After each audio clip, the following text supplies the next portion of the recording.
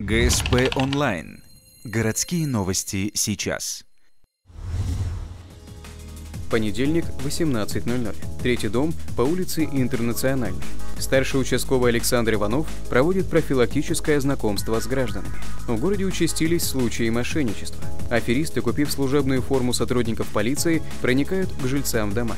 Личное знакомство с настоящим участковым позволит улучшить работу полиции и исключить случаи обмана населения.